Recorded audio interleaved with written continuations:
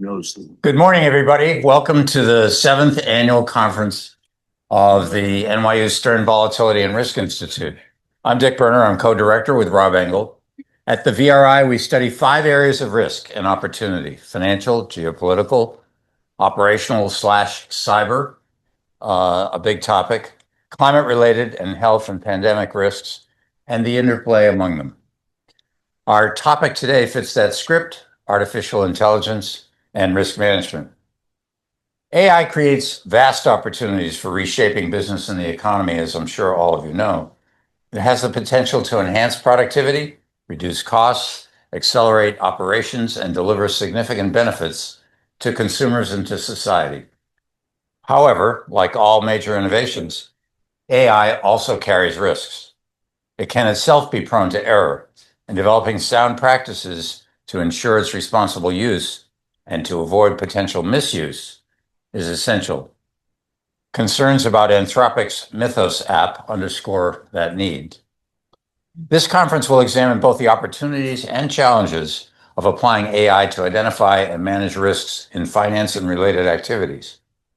That may involve enhancing the monitoring of firms, markets, and their activities. It may also enable deeper research into financial and systemic risks or threats to financial stability, including identifying and addressing data gaps exposed by such analysis. And we'll examine these from a variety of perspectives. In that vein, our first keynote this morning from Michael Su will focus on AI, risk management, and financial stability, a regulator's perspective. Next, we'll have 2 panels. The first on AI opportunities and risks, moderated by Professor Vasant Dar here at Stern, with Melissa Coady and Andrea Bonim-Blanc. The second panel will focus on AI and risk management tools. Professor Ila Nobel will chair, and Peter Combe, Marcos Lopez de Prado, and Will Getzman will present. At lunch, Bill Dudley will discuss the Bretton Woods Committee's work on AI governance in his keynote. We'll then explore how AI tools can be used for research. Professor João Sedoc will chair that panel with papers by Brian Kelly, Rob Richmond, Sebastian Hillebrand, and Sophia Kazinek. So how can we educate ourselves on AI? Bill May will discuss the Global Association for Risk Professionals, or GARP, Risk and AI program, which he chairs. And then Rob Engel and I will outline some new AI tools we're developing at the VRI.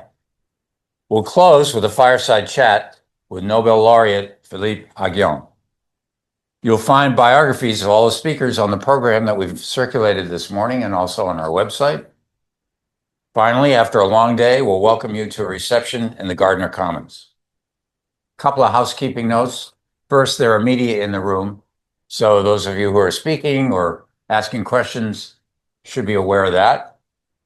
Second, before we begin, I want to thank our Associate Director, Matt Hempel, for making this conference happen.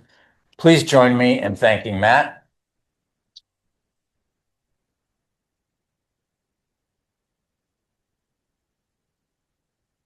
And this morning we'll have a special guest, Chandrika Tandon. I don't know if she's here yet. Chandrika, welcome. Ms. Tandon is Vice Chair of the NYU Board of Trustees. She's Chair of the President's Global Council, a member of the NYU Tandon School of Engineering Board, a Grammy-winning artist, and a humanitarian. Chandrika, thank you for coming to our conference this morning. And relevant to our topic, I want to congratulate you for recently launching the Krishnamurthy Tandon School of Artificial Intelligence, inaugurated at IIM Ahmedabad this year. Can you briefly tell us about the school? Hi, I don't want to take you all off topic, but IIM Ahmedabad is the top business school in India. It was set up by Harvard about 60 years ago. And, the admit rate is like 1% or something like that. So we've set up the first AI school in a business school at this place. And it's a very interesting model, which is it's going to be entirely focused on translational research. The second thing about the school is that it's going to have, because the industry is so far ahead of academia in terms of what's happening in AI and in the space. So a lot of the faculty and all of that is going to be a combination of industry and academia, number two. And number three, in terms of the research side of it, our goal at this moment is to not have departments and divisions. It's to basically turn the model of research on its head, in a sense, and have a series of AI labs to take on a various series of topics and have them as sunset labs, where if you can't solve the problem in 3 to 5 years, you probably are not going to and don't have, appreciable outcomes with AI, particularly in the translational space.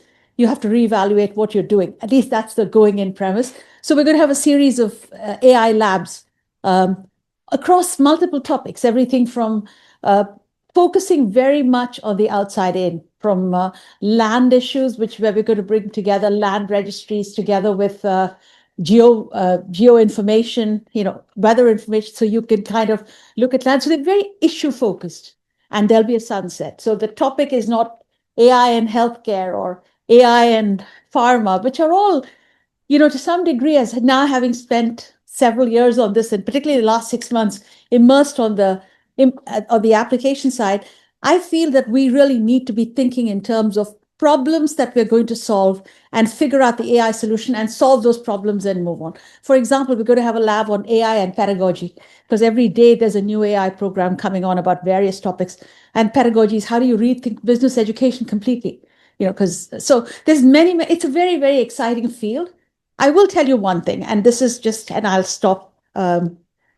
There is a tsunami coming, and I didn't completely appreciate this until now, until I've spent the last 4 months. I've been involved, obviously, at NYU Tandon, looking at AI in different ways, just more from a LLM side, from all the programming side, and so on, the algorithm side. But I'm from an outside-in perspective. If I start to look at the business system functions, which I've spent a lifetime doing, it's not a mild transformation. It is a tsunami. It is literally, people are talking about running a company with one person, $100 million company with one person. We are not even seeing the tip of the iceberg. I think in America, we're a little afraid of AI. I'm in the music industry. I'm in the business industry. People are trying to figure out how to fight AI. We are past that point. The genie's out of the bottle, and we've got a real challenge ahead. And I think it's time for all of us to wake up and start to see, how do we work with it rather than try to keep protecting ourselves against it?